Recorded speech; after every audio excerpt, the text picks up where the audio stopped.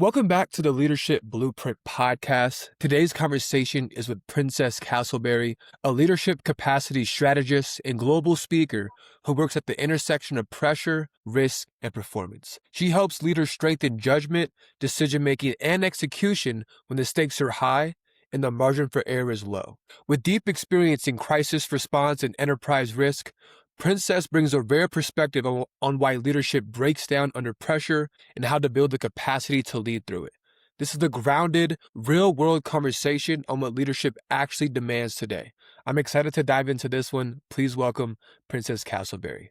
Princess, you talk a lot about leadership capacity rather than leadership skills. How do you define capacity, and why do you think that distinction matters right now? Yeah, so thanks first and foremost, Jordan, for having me. But I define capacity as the ability to execute with intention, right? When we think about capacity in the traditional sense, it's having the room and the space, whether physically, mentally, or emotionally, to accomplish something. But I believe that it goes a little bit further than that. We're trying to accomplish the things that we intend, right? Not things that are unintentional, not things that just occur by happenstance. So I think when I think about capacity, it's grounded in intentionality. And one of the reasons why it's so important today is because leaders are in a state where I say we are in a leadership capacity crisis, where in spite of our education, in spite of our training and our professional development, we still find ourselves experiencing burnout at alarming rates, still find ourselves struggling to align teams, whether that's across generations or even across divisions in a company, and certainly across different vantage points and that hybrid and in-person workforce. And we're also struggling as leaders to lead healthy conflict. So I think having the capacity to be intentional and make sound decisions is more important now than ever because leaders also have a tremendous impact on their employees' mental health and well-being in their capacity. So it's a domino effect, really. No, absolutely. And I'm excited to dive into the frameworks and methods that you use to increase our capacity. But before Yeah. we dive into that, I do have a quick question for you. Oh. So, what originally pushed you towards studying leadership at the intersection of pressure, risk, and performance instead of more traditional leadership development pathways? Yeah. So prior to starting my own business and getting into this whole world of global speaking and leadership consulting, I was an enterprise risk manager for 22 years for several Fortune 500 firms. So I come from the world of risk and high stakes and problem solving. And I've had a front row seat my entire career since the days of being a summer intern back in college of leaders under pressure, right? And sometimes leaders were under pressure because we were under really tight deadlines for insurance renewals. Other times we were under pressure because we were literally in an emergency. In some of the work that I've done, Jordan, I've been on teams that were responding to weather related and natural disasters, man made disasters like mass shootings and kidnappings and a whole host of situations. And I've seen leaders perform very well under pressure. And I've seen other leaders really struggle under pressure to bring their teams together and communicate. And all of that, right, has an impact on the bottom line and more importantly on the people, our purpose, and our profits. And so I became, really, really interested in that because I care about business. I care about outcomes. And as a risk manager, it was literally my job to make sure that we identified challenges and opportunities and that we were able to reduce our exposure to challenges and avail ourselves to opportunities. So it was like the nature of what I was doing for a living for so long. What led you to make that transition from crisis management and crisis response into leadership executive coaching? Yeah. So honestly, it was just wanting to take a risk in my own life. One of the things, the definition of the word risk that I've used for over 20 years is that a risk is simply the possibility of harm or loss to something of value. And so with that simple definition, we can think about all the things we value in our lives, the things that companies value. But when it came to my own life, I value my family. I value my time, my energy, and my own intellectual capacity, right? Like I value my own becoming, okay? The top of my hierarchy of needs. I wanted to be somebody and I wanted to choose what that was. I wanted to choose when I worked, who I got to work with, how much I was paid, and what I could really accomplish. And, entrepreneurship really affords you that. And so that was the first reason why I made that transition out of corporate and into my own leadership work. And my work initially started off in fractional risk management consultancy. I was doing exactly what I had done for over 20 years, but I was doing it independently.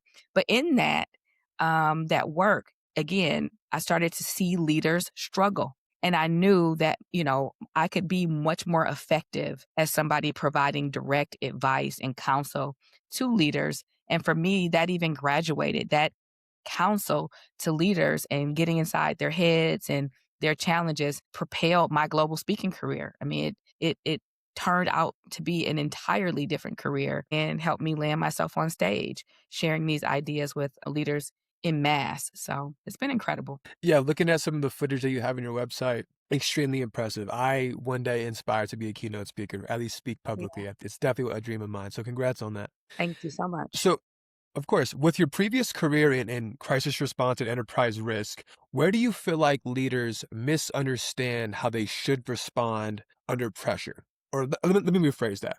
What do leaders misunderstand the most about how they actually perform under pressure? Yeah. A lot of times, leaders just don't understand how much their behavior shifts under pressure, right? And sometimes it has to, right? Because when you're in crisis mode, you have to take control. You have to take the lead. Somebody has to take the helm. But when I talk about, one of the biggest struggles that leaders have is really understanding the truth behind their triggers and understanding the power of their triggers. Because most leaders lead with a very strong conviction of accomplishing something positive, right? When you ask most leaders, how do they intend to make people feel? How do they intend to lead? They will usually tell you lots of positive attributes. They want people to know that they're strong communicators. They want people to know that they're reliable. They want people to feel seen, heard, valued, appreciated, and all these things. But what I noticed over time is that when leaders are under pressure, their behavior pivots and they start to behave in ways that they don't intend to make people feel. People start feeling diminished. People, in some cases, in the worst cases, feel disrespected or unsafe, all at the hand of that same leader. And so I started to just, really dial into how leaders behave when they're under pressure, what happens to their decision making when they are pushed beyond their limits, right? When they start getting pushed into decision fatigue in the middle of a crisis. And I just started to realize that they were not aware of how they were showing up. And I was just always that person. Call me a smart mouth. As when I was a younger professional, I was always that person that would just, politely call them out.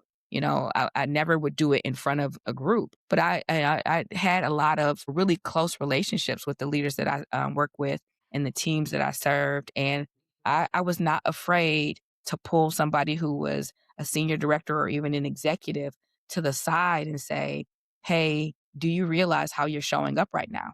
And I think that was, I have several stories of when I had to do that. And I was putting a lot on the line because those are people who could have fired me, frankly, or could have gone off or blown up. But in all those cases, when I have pulled a leader to the side to gently say, hey, do you recognize how you're showing up and how you're looking in this moment? I was actually always met with a lot of relief, a lot of gratitude. They felt a lot of gratitude for just being seen as human in spite of their leadership role.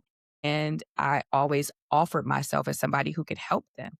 And so leaders just miss that moment sometimes, that opportunity to pause and self reflect, because it is hard to do when you're in the trenches and in the moment. But it's imperative in the moment that you recognize where you are and how you're showing up. That's when it matters the most. So you don't end up apologizing and cleaning up later. I feel like from personal experience, it's really hard to maintain that self-awareness when you have a million and one things to do, when stress is high. Yeah.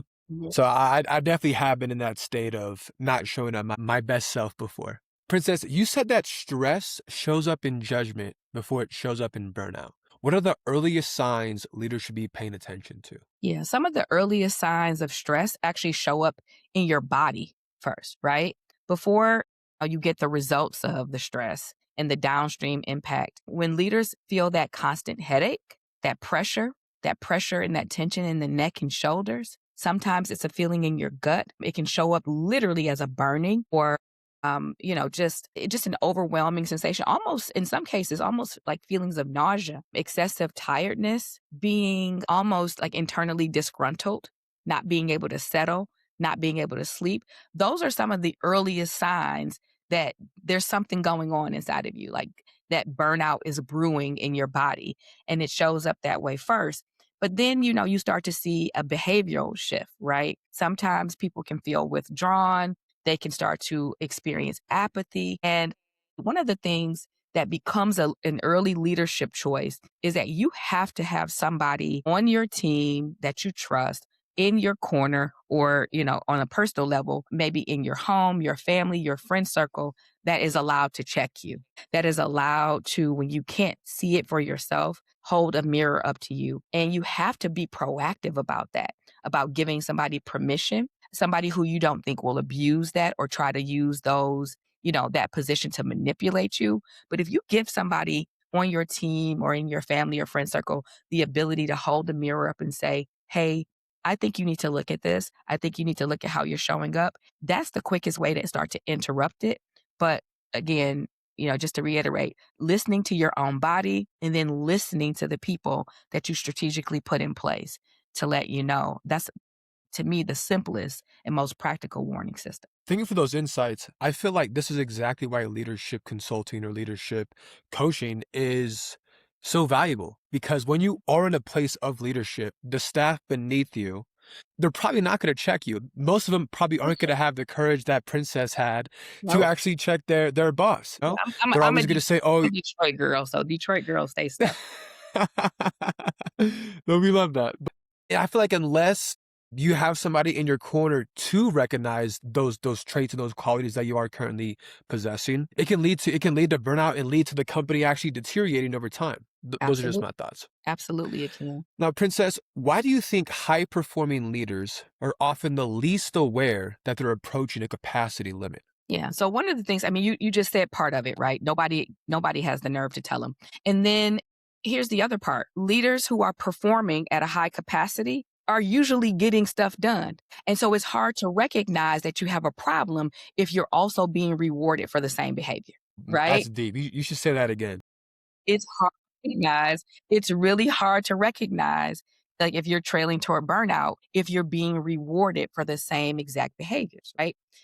Think about the whole idea. I just don't think back to my own life. One of the first coaches that I had, I was an intern. I was a part of a competitive program, an incentive program that gave us competitive and incentive based internships. And the coach for that program used to say all the time, if you are on time, you're actually 15 to 30 minutes late. And I used to get so upset about that because I used to say, well, why isn't the standard just the truth? If you want me to be early, set an appropriate standard. But I understand what he was trying to do. He was trying to get us to recognize that there are unspoken rules and that there are sometimes contradictory rules. So leadership says show up early, stay late, outperform people, and go fast, go hard, grind, hustle, throw out all the buzzwords. But those exact same traits are what leads to burnout, decision fatigue. Another word for decision fatigue is ego depletion, right? Literally making so many decisions at a sustained high level that the quality of your decisions actually naturally diminish because the brain is only capable of so much sustained high level decision making. I mean, so it's like it turns into like a circular error. Everything, the world around us, our systems tell us to go faster. The rewards and incentives that we rely on tell us to go faster. And that's the exact same thing that spells out our demise in some cases. And then remember, I'm talking about leadership, not just of processes, but leading people. So now, as you're doing all of this, you become a model for people. You become a model. And if there are people in that circle that don't have the capacity to run at that level and at that pace, it starts to diminish their capacity and their belief that they're going to be able to keep up. And it just, I don't know, it's just problematic. And what I'm not saying, I just want to clarify, like what I'm not saying is that we don't need to work hard because we do. Work is work for a reason. Like it is a challenge. It is difficult at times. And I'm not saying that everything has to be roses, but I am saying that leaders have to find some balance to how they show up and how they execute because the teams are watching. And in your household, if you're a parent or a guardian of any sort, the children are watching. Everybody's watching and learning from these behaviors, and the outcomes, I mean, statistically are not healthy. That's what the data shows, is that a lot of leaders are not in a healthy state when it comes to their physical, mental health, and their communication strength, their conflict health. And so something has to give, before everything gives, right? Because see, when you reach that peak and that brink and you go over that cliff, then everything shuts down. And then that creates a disaster. But if you can find a way to incrementally build capacity and build it in the areas that matter the most, that have the most impact on yourself, and then, the things that have the most impact on the systems in the organizations that you run, you can make a real difference. From personal experience, I have been in that place with burnout. I locked Mm. myself in my room for 6 months straight, worked Wow. 12 hours, 14 hours a day. I didn't go to the gym, didn't read my self-help books, just wasn't taking care of my mental state. Eventually, it led to a disaster, like you were saying. But Yeah. before the disaster, my family tried to call me out. They tried to say, Jordan, like you're in your room all the time. Like, what are you doing? This isn't healthy. I'm like, I'm Yeah. working, I'm grinding. Like this is mandatory. I definitely should have listened. But long story short, after about 6, 7 months, it was a disaster where I self-sabotaged my entire business. I went down a mental, horrible spiral, ended up breaking up with the girl who I thought I was going to marry, to get like Mm. really personal with you guys. Like, yeah, like literally self-sabotaged everything Oh in my my God, I life. have been there. Yeah, so what you're saying is extremely valuable. So thank Yeah. you for those insights. And I have to just say, first off, I'm sorry that you had to experience that and learn that the hard way. And that's why I said before, as a leader, one of the first things you have to do is give somebody permission. Somebody that you know you're going to listen to, that you're not going to walk away from, because they're not just telling you because they're trying to be hard on you or they're nosy or trying to control you. So that's why sometimes it can't be your parents, because we always think that, you're trying to be the boss of me, permanently. But it has to be somebody that you empower and you give that permission to, because when they speak up, you have to take it seriously, that they see something that you're not seeing. And I've been in your shoes too. I almost literally did not marry my husband because I was in a state of burnout. I actually, I can be personal too. I actually postponed my wedding for an entire year because I had a breakdown that, the proximate trigger was an argument. But what really happened was that I had been working under really, really high stress conditions. I was going through a lot of personal challenges, mental and my physical health. Like you said, I was locking myself in and working so hard that I wasn't going to the gym and I wasn't getting that natural relief and that natural balance to my nervous system. And I was in burnout. I was in real burnout, not this fluffy stuff. I was in advanced stage chronic stress. And I had an argument with my then fiance the night before our vow exchange, and I did not get married the next day. And it was really painful for him and me, my children, our children, I should say. And it took us about a year to get back on track. And when we emerged from that, our friend circle, everything looked really, really different because we had to really build out of that. But yeah, it's really serious. And so I'm sorry that you experienced that, but I'm happy that you're young enough to recover. Thank you. Yeah, a life lesson I will never forget and will always carry with me. And I'm glad you and the husband made it work. Nice. I love that. Now, Princess, from your perspective, how much of today's leadership failure is a systems issue versus Mm. an internal capacity issue? Right. So now this is where the numbers, where you might say, well, Princess, why are you focusing so much on the individual when 80% of burnout, statistically is attributable to the work environment, right? The systems or that lack of systems in a place. But the reason why I still bring that back to an individual level is because who decides the systems? Like when I was listening to another speaker once, and she wasn't trying to negate me, but she pointed to that fact that 80% of burnout is attributable to failed technology systems, failed integration of communication plans. And so then I just politely just said, well, are those systems and plans run by robots, or were they chosen, designed, and implemented by humans, therefore continuing to be subjected to human decision making? And she had to concede a bit. And I said, so they really are not, those two things are not mutually exclusive. My desire to focus on the 20%, which is that burnout and that stress and that, you know, poor decision quality coming from internal stressors, is because, we are the ones directing the systems. We are the ones designing the systems.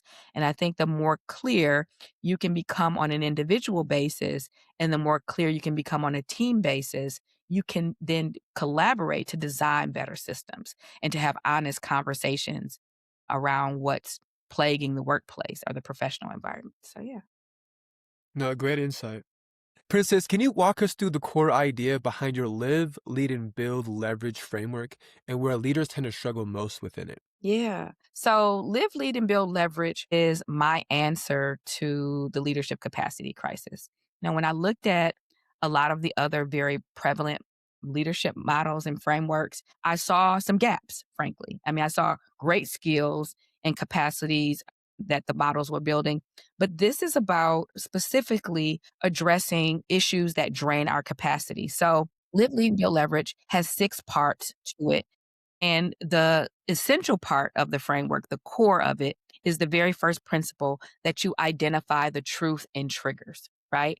Identify the truth not only in your triggers, your individual triggers and what triggers your behavior, but what triggers some of those system failures that we talk about, right? What's the trigger behind them? And then usually when you trace it back, it's usually a human's decision, like I said. And so identifying the truth in your triggers is the through line to the live, lead, and build leverage framework, but it really covers 5 more parts. And so quickly, they are that we align internally is the second principle. So identify the truth and triggers, align internally, disrupt chronic stress and decision fatigue is the third. Fourth, we focus on building what I call belongers and believers. And the whole premise there is that while we are promoting psychological safety and safe communication, we are also, as leaders, building our own influence, right? So you build belongers so that they will believe and therefore follow you along the vision and the path.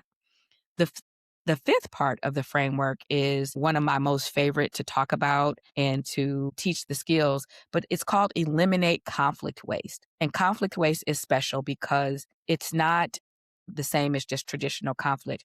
I define conflict waste as the time, energy, and resources that we lose if conflict is avoided, mismanaged, or escalated too quickly. And the sixth principle in the capacity building framework is that we integrate technology with discipline. And when I say technology, I mean it broadly, but today we know that I'm really talking about AI.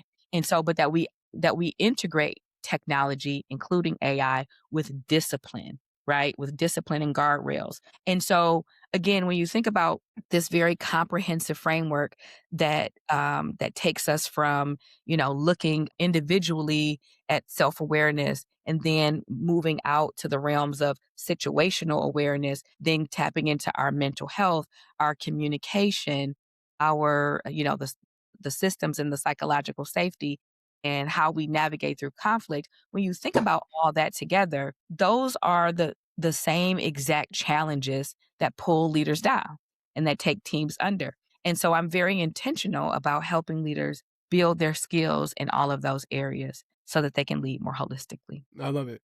Out of curiosity, how long did it take you to, I guess, come up with that framework? So the truth is that it took years because if I walk it back, most risk managers, Jordan, get an MBA, right? And they go into when they go into their graduate study, they get advanced degrees in finance and management, sometimes law degrees, and go that route. I am very much a people person, and I'm a shameless extrovert, very social. And I'm just, I was a very different kind of risk manager in that I did not want to get an MBA. Shout out to my MBA crew and folks, but I didn't want to go that path with my education. I was very concerned with how do leaders learn what makes them well and what makes them unwell. So I got a master's degree in training and development and instructional design. So I learned how to teach, and I learned how to teach very complex things.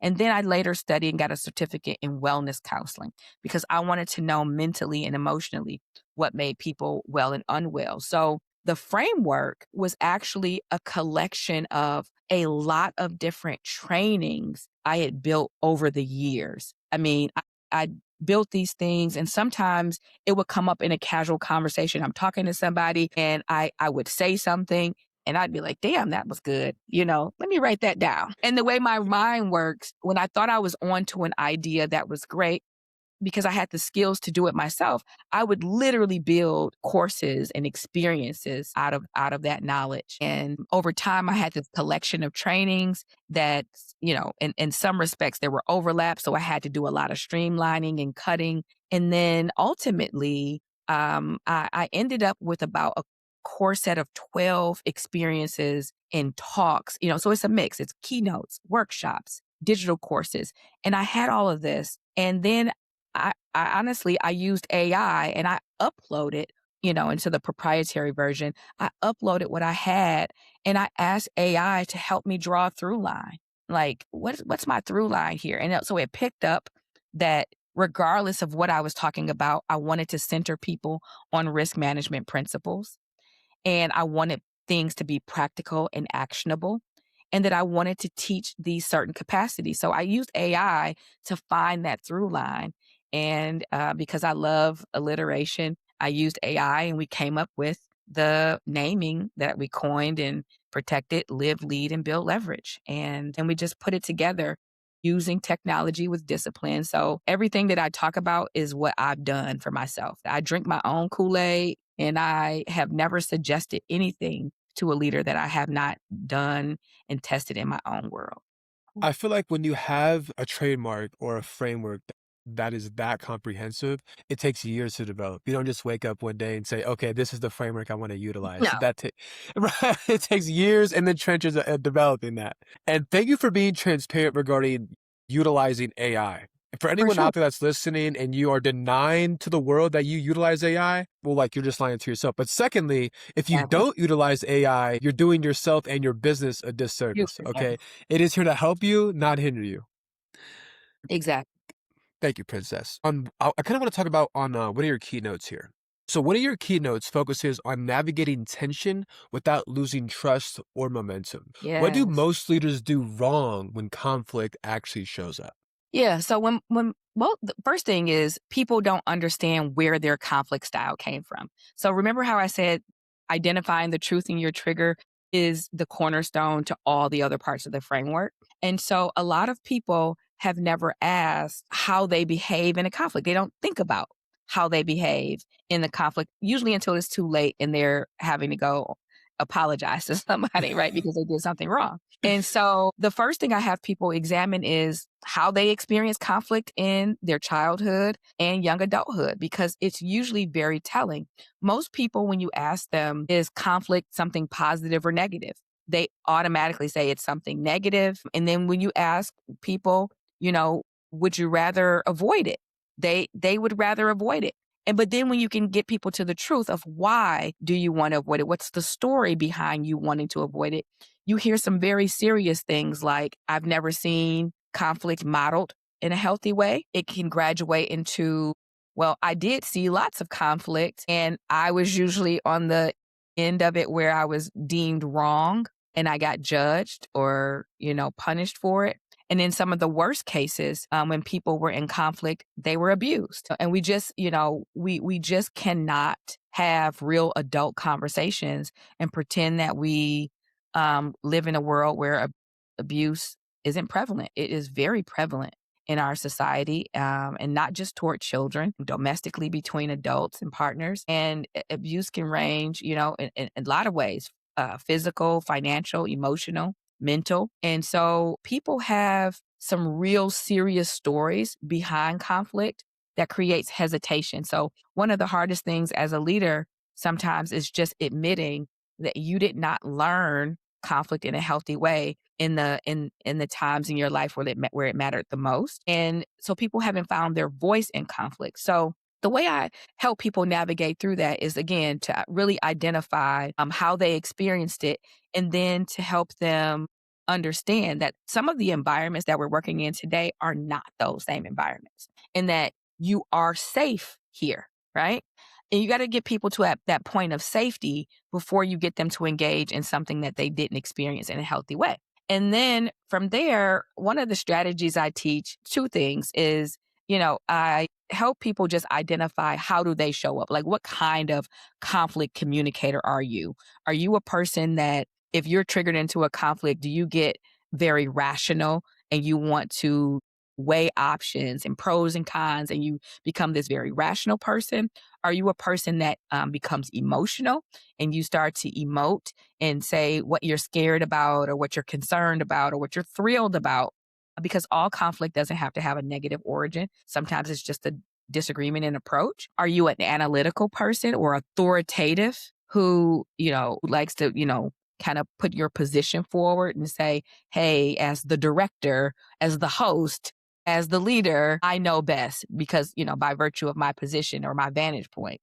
Or are you a person that is very logical in your communication style in conflict, where you defer to policies and things like that? Knowing what your style is helps you listen for somebody else's style better. It's almost like love languages. If you know yours, you can start to listen for the other person's language and start to respond in their language. Other sort of framework that I teach from, or system that I teach from when I'm talking about conflict, is something it's so fun and funny. When I say it, it sounds so cheeky because it's check your mess. Check your mess, MESS. But mess stands for check your motive. Check, why do you want to do this now? Check your environment. Is this the right place and time? Check your style, which is, when you show up, how are you showing up? How are you behaving? And what do you intend to leave behind? Intention is all in the style. And the last S is the most important. Check your stories. And when I say stories, I mean before you approach me, have your story about me in check. Because you might have a story about me because of our history, our lived experience, or you might have a story about me because I'm a Black woman from Detroit. You might have a story about me because I wear natural hair. You might have a story because you think you know who I am. And it is incumbent upon the leader, or anybody for that matter. And I'm not just talking about leaders. Everybody has to check their mess. It is incumbent upon a person to really check their mess if they're engaging in conflict and they want it to be healthy. That is a choice. You're dropping some serious knowledge right here. The way you're articulating this message right now is very impressive, Princess. Thank you. I believe in it. I mean, it's really easy to sound good saying something if you're telling the truth and you live like this. I'm just talking about my life. And so it's just, You brought that up in your previous answer where you said, everything I say, I'm drinking from my own Kool-Aid. And you can tell, I call that conscious congruency, where you can tell if your coach, your leader, your executive consultant is living what they're preaching. You can just, it's a sense of energy that they possess. It's the energy that the words that they say. And you can easily tell with you that what you're saying, you're already doing, or you have done it before. And yeah, I love that about you. yeah. Really quick, so how can leaders hold tension productively without defaulting to control, avoidance, or emotional shutdown? Kind of what you just... Yeah, by listening. Honestly, the easiest thing that you can do is active listening, right? That's not the world according to Princess. It's actually like the most cliche answer. Like, listen, you got, twice as many ears as the mouth, like Right. listen, close your mouth.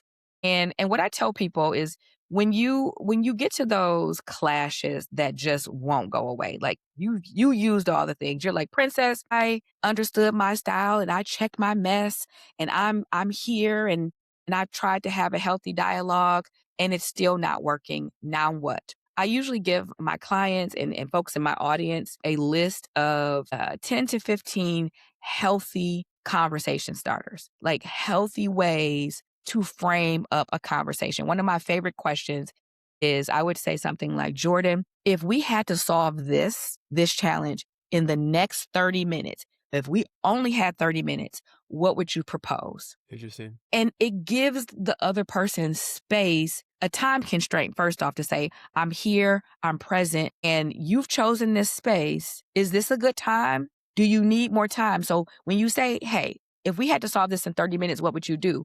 That gives you an opportunity to say, you know what? I really don't think that quickly. I need an hour to think about it. Can I come back to you tomorrow? Just that tells me so much about you. I wanted to box it in, give us 30 minutes and say, go. You said, hey, I actually need a little bit more time. But one of the things that we have to be conscious of in conflict and tension is that we have to have the highest integrity, which means if you tell me you're going to come back, you better come back. You better come back to the conversation. And when you come back, if you walk away and you come back, you should be more calm, not armed with a way to blow me away in the conversation. That's what people really do when they say, you know what, I'm going to step away for a moment. And they go get their strategy together to come back. Don't do that. Come back. When you go away, relax, collect your thoughts, collect your ideas, and come back ready to have a healthy dialogue, a dialogue that does not point the finger at a person, but might point the finger at an issue or call out an issue, a dialogue that uses sort of inclusive language. We have a challenge, not you have a problem. And if that person does have a problem, still figure out a way to address it in a way that aligns with the end game. You know, if my end game, honestly, are we working on the same team? If my end game is just to get you fired and to set you up, I don't need to talk to you. That's a waste of time. I should be talking to somebody else. But if I'm truly trying to help you, my end game should be to listen, hear your ideas and your approach, and be thinking constructively of ways that we can solve this problem together. And the cool thing about people is that as much as we love to talk about generational divides, the coolest thing about people is when you survey people on the type of conflict they would much rather have with another individual, everybody wants it to be done in a healthy way. Everybody wants to be respected. They want their ideas heard. They just want to be considered, regardless of age, background, gender identity, all these things that, society uses to divide us, all these social constructs. People want the same thing. They really do. And so if you can figure out a way to bring your healthiest self and I bring my healthy self, we can make something great happen. No, absolutely. Princess, we have time for two more questions. I want to Sure. ask you one about AI, and then I'll close the Mm, question here. So, in yes. an AI-driven world, how should leaders rethink decision-making when speed is increasing, but consequences are compounding? Okay. So here's my take on AI and consequence. The way AI is designed to avoid consequence. It avoids consequence by design. Leaders and people in general avoid consequence by habit. Okay. Interesting. Right? And so, my take on AI and its impact on leadership and decision making is that each AI should give us relief, right? As I said in the beginning of this, we are in a leadership capacity crisis where leaders are overwhelmed and making too many decisions. We should be using AI to intentionally reduce our cognitive load, reduce the amount of decisions that we have to make. You could also do that through inclusion and delegation, but sometimes people don't know how to act. So we would rather work with the robots first, and maybe it'll teach us a little bit more about our humanity. Focusing on AI, you can use AI to reduce your own cognitive load, therefore keeping your decision making, capacity high because the amount of decisions are lower and allowing you to focus on more complex decisions where you need to take a human approach. And AI should just be used to augment because at the end of the day, once the decisions are made, whether your decisions are AI powered or not, the hallmark of a real leader is going to be somebody who can bear the consequence of decision making. you're okay. Most people, I think, would be okay with the consequence of their actions if they're making those decisions consciously with their full capacity. They'll feel better about it. But I'm saying, I mean, and I will not get political, but I see a lot of people today walking back comments and decisions that they made a year ago, completely walking them back because all of a sudden they have a light shine on them. And the consequences are now getting very, very real about how they voted or who they supported. And these consequences are overwhelming, right? In the face of real damage happening in society. And now you see people saying, well, I used AI and I used tools to synthesize the information.